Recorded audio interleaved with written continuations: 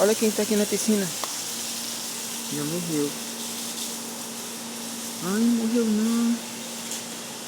É uma cigarra. Tá viva, nenenzinho. A cada ano que se passa, é mais difícil nós encontrarmos uma cigarra. Ela estava aqui dentro d'água. Não sei o que aconteceu, mas está viva.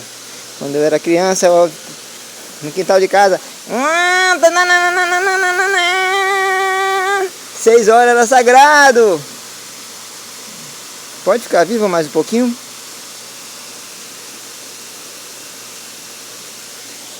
Que legal. Fica aí, neném.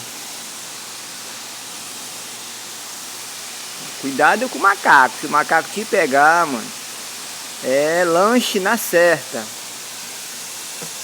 Olha, tá dodói, mas tá viva.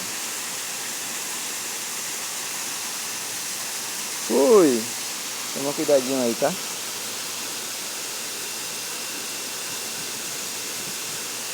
Vai melhorar. Fui.